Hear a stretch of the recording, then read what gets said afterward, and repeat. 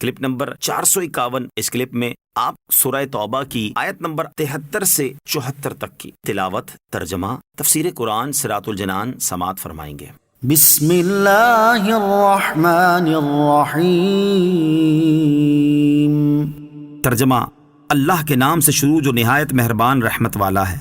یا ایہا النبی جاہد الکفار والمنافقین واغلظ علیہم ومأواہم جہنم وبئس المصیر۔ ترجمہ، اے غیب کی خبریں دینے والے نبی، کافروں اور منافقوں سے جہاد کرو اور ان پر سختی کرو، اور ان کا ٹھکانہ جہنم ہے، اور کتنی بری پلٹنے کی جگہ ہے۔ یا ایہا النبی، اے غیب کی خبریں دینے والے نبی۔ اس سے معلوم ہوا کہ حضور انور علیہ السلام کا نام لے کر نہ پکارا جائے، بلکہ اچھے القاب سے پکارا جائے۔ جب خداوند قدوس عز و جل ان کو نام لے کر نہیں پکارتا تو ہم کس شمار میں ہیں؟ ایک مقام پر اللہ تعالیٰ واضح طور پر فرماتا ہے، لا تجعلوا دعاء الرسول بینکم کدعاء بعضکم بعضا۔ ترجمہ، اے لوگو، رسول کے پکارنے کو آپس میں ایسا معمولی نہ بنا لو جیسے تم میں سے کوئی دوسرے کو پکارتا ہے۔ جاہد الکفار والمنافقین، کافروں اور منافقوں سے جہاد کرو، یعنی کافروں پر تو تلوار اور جنگ سے، اور منافقوں پر حجت قائم کرنے سے جہاد کرو اور ان سب پر سختی کرو۔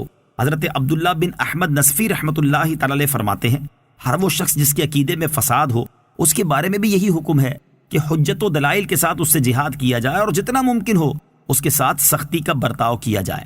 یحلفون باللہ ما قالوا وَلَقَدْ قَالُوا كَلِمَةَ الْكُفْرِ وَكَفَرُوا بَعْدَ إِسْلَامِهِمْ وَهَمُّوا بِمَا لَمْ يَنَالُوا وَمَا نَقَمُوا إِلَّا أَنْ أَغْنَاهُمُ اللَّهُ وَرَسُولُهُ مِنْ فَضْلِهِ فَإِن يَتُوبُوا يَكُ خَيْرًا لَهُمْ وَإِن يَتَوَلَّوْا يُعَذِّبْهُمُ اللَّهُ عَذَابًا أَلِيمًا فِي الدُّنْيَا وَالْآخِرَةِ وَمَا لَهُمْ فِي الْأَرْضِ مِنْ وَلِيٍّ وَلَا نَصِيرٍ۔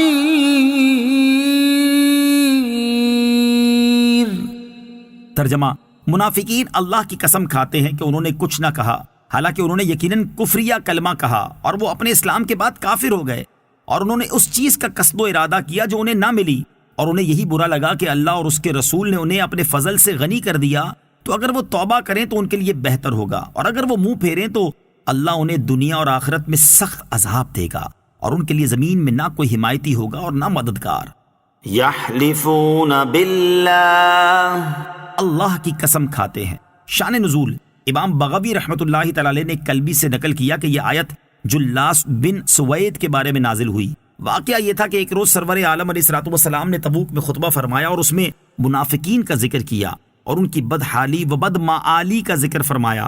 یہ سن کر جلاس نے کہا کہ اگر محمد صلی اللہ تعالی علیہ وسلم سچے ہیں تو ہم لوگ گدھوں سے بدتر ہیں۔ جب حضور پرنور علیہ السلام مدینے واپس تشریف لائے تو حضرت عامر بن قیس رضی اللہ تعالی عنہ نے پیارے آقا علیہ السلام سے جلاس کا مقولہ بیان کیا۔ جلاس نے انکار کیا اور کہا کہ یا رسول اللہ، عامر نے مجھ پر جھوٹ بولا ہے۔ نبی اکرم علیہ السلام نے دونوں کو حکم فرمایا کہ ممبر کے پاس قسم کھائیں۔ جلاس نے عصر کے بعد ممبر کے پاس کھڑے ہو کر اللہ عز و جل کی قسم کھائی کہ یہ بات اس نے نہیں کہی، اور عامر نے اس پر جھوٹ بولا۔ پھر حضرت عامر رضی اللہ تعالیٰ عنہ نے کھڑے ہو کر قسم کھائی کہ بے شک یہ مقولہ جلاس نے کہا اور میں نے اس پر جھوٹ نہیں بولا۔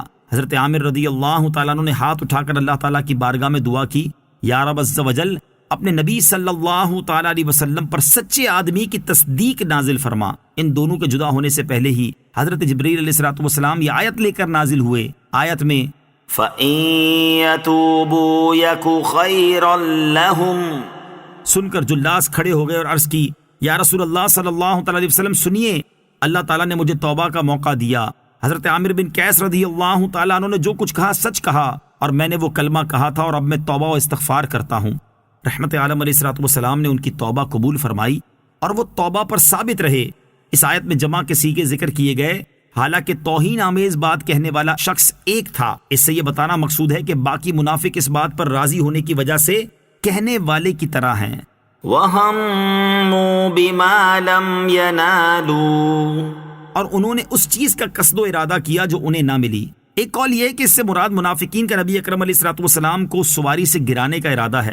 واقعہ یہ ہے کہ 15 کے قریب منافقین کے گروہ نے یہ منصوبہ بنایا تھا کہ تبوک سے واپسی پر رات کے اندھیرے میں کسی گھاٹی پر نبی کریم صلی اللہ تعالی علیہ وسلم کو ان کی سواری سے گرا کر شہید کر دیا جائے۔ حضرت حذیفہ رضی اللہ تعالیٰ عنہ تاجدار رسالت صلی اللہ تعالیٰ علیہ وآلہ وسلم کی سواری پیچھے سے ہانک رہے تھے، اور حضرت عمار بن یاسر رضی اللہ تعالیٰ عنہ سواری کی لگام تھامے آگے چل رہے تھے۔ اسی دوران جب حضرت حذیفہ رضی اللہ تعالیٰ عنہ نے اونٹوں اور اسلحے کی آواز سنی تو انہوں نے پکار کر کہا، اے اللہ عز و جل کے دشمنوں، دور ہو جاؤ، دور ہو جاؤ۔ یہ سن کر منافقین بھاگ گئے۔ ایک قول یہ ہے کہ منافقین نے رسول اللہ صلی اللہ تعالیٰ علیہ وسلم کی رضا کے بغیر عبداللہ بن ابی کی تاج پوشی کا ارادہ کیا تھا، جس پر اللہ تعالیٰ نے فرمایا کہ انہوں نے جس چیز کا قصد و ارادہ کیا تھا وہ انہیں نہ ملی۔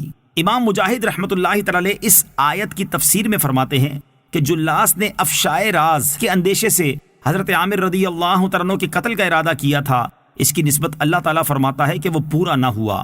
اغناہم اللہ ورسولہ من فضلہ، اللہ اور اس کے رسول نے انہیں اپنے فضل سے غنی کر دیا۔ اس آیت کا ایک معنی یہ ہے کہ سرکار دو عالم صلی اللہ تعالیٰ علیہ وسلم کے مدینہ منورہ تشریف آوری سے پہلے یہ منافق تنگ دستی کی حالت میں زندگی بسر کرتے تھے۔ جب مدینہ منورہ میں رحمت عالم صلی اللہ تعالیٰ علیہ وسلم کی آمد ہوئی تو ان کے صدقے غنیمت میں مال و دولت پا کر یہ منافق خوشحال ہو گئے۔ دوسرا معنی یہ ہے کہ جلاس کا غلام قتل کر دیا گیا تو نبی اکرم علیہ الصلوۃ والسلام نے 12,000 درہم اس کی دیت ادا کرنے کا حکم دیا تو دیت پا کر وہ غنی ہو گیا۔ یہاں آیت میں غنی کی نسبت اللہ عز و جل اور اس کے رسول صلی اللہ تعالیٰ علیہ وسلم کی طرف کی گئی ہے۔ اس پر تفصیلی کلام اسی سورت کی آیت نمبر 62 کی تفسیر میں گزر چکا ہے۔ صلو علی الحبیب صلی اللہ تعالی علی محمد صلی اللہ تعالی وسلم۔ مجھے اپنی اور ساری دنیا کی لوگوں کی اصلاح کی کوشش کرنی ہے انشاءاللہ عز و جل۔